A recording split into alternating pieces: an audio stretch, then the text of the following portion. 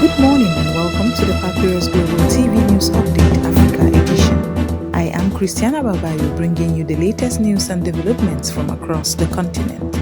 Today's top headlines include South Africa and Israel expel each other's diplomats, escalating a diplomatic crisis. Devastating floods in southern Africa, displacing millions and claiming hundreds of lives. A deadly mine collapse in eastern DR Congo, highlighting persistent safety risks. We will also cover political updates, economic developments, humanitarian concerns, and social issues shaping Africa today. Let's begin with our first story.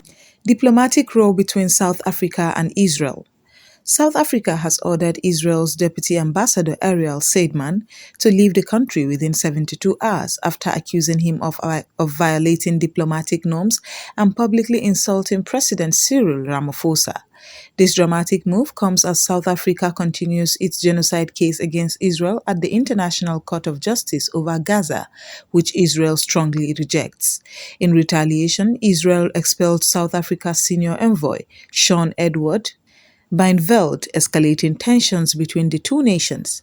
Analysts warn this tit-for-tat dispute could have wider geopolitical consequences, potentially impacting regional diplomacy and South Africa's foreign relations. This standoff highlights the delicate balance in international relations when political, legal, and moral considerations collide. Catastrophic floods devastate southern Africa. In southern Africa, catastrophic floods have affected millions of people in Mozambique, South Africa, Zimbabwe, and Eswatini. Scientists say climate change combined with the La Nina weather pattern caused rainfall equivalent to a full year's precipitation in just a few days. Rivers overflowed, homes were submerged, roads collapsed, and communities remain cut off from essential aid. Hundreds have died and tens of thousands have been displaced. Emergency services are struggling to reach remote areas and millions face an uncertain future as they wait for humanitarian assistance. Climate experts emphasize that although Africa contributes minimally to global emissions, its population suffers disproportionately from extreme weather events intensified by global warming. Deadline mine collapse in DR Congo. A coltan mine collapse in North Kivu, eastern DR Congo has killed over 200 people, highlighting the dangers of informal mining operations. Many miners work in hazardous conditions without proper equipment or oversight. Rescue efforts are ongoing, but the scale of the disaster has complicated operations. This tragedy underscores long-standing issues in DRC's artisanal mining sector, where thousands risk their lives daily to provide for their families.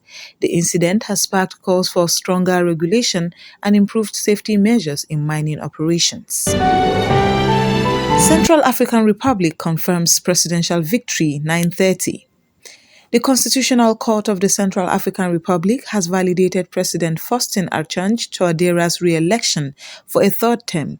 Opposition claims of electoral fraud were dismissed and Touadéra won nearly 78% of the vote. While supporters celebrate continuity, critics raise concerns about the removal of term limits in a 2023 constitutional referendum, questioning the long-term impact on democratic governance and political stability in the country. Nigeria Economic and Trade Developments.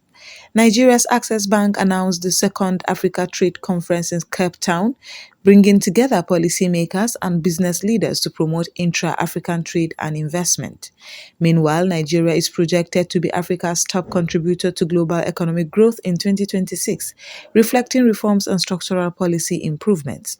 This underscores Nigeria's growing influence on regional economic development. Sudan humanitarian concerns. Reports indicate that the Rapid Support Forces in Darfur, Sudan, have kidnapped dozens of children during recent attacks, exacerbating the region's ongoing humanitarian crisis. Local and international organizations are calling for urgent intervention to protect vulnerable communities. Africa Fuel Prices Update. Fuel prices in countries such as Libya, Angola, and Algeria remain among the lowest globally due to subsidies, refining capacity, and access to crude oil. These developments affect both household budgets and national economies, making energy policy a key economic issue across the continent. Africa Cup of Nations fallout. Following the 2025 Africa Cup of Nations final, Senegal and Morocco have been fined and sanctioned by CAF due to an on-field disruptions involving walkouts and disciplinary breaches. While sanctions are significant, they will not impact World Cup eligibility but have sparked debate about sports governance and accountability in African football. Education innovation in South Africa. In South Africa, Apex Education, a new private school, is offering high-quality blended learning at an affordable monthly fee. This initiative is seen as a model for addressing educational inequity while improving access to quality instruction in the region. Africa's road safety crisis. Africa continues to record the highest road fatality rates in the world, with more than 300,000 deaths annually. Poor infrastructure, weak traffic enforcement, and unsafe transport practices contribute to this alarming figure. Governments and safety organizations are calling for urgent reforms to protect lives and improve road conditions across the continent. That concludes today's Papyrus Global TV News Update Africa edition. From diplomatic crisis and climate disasters to political and economic developments, Africa continues to face challenges and opportunities that shape its future. I am Christiana Babayo. Thank you for joining us and stay tuned for more updates throughout the day.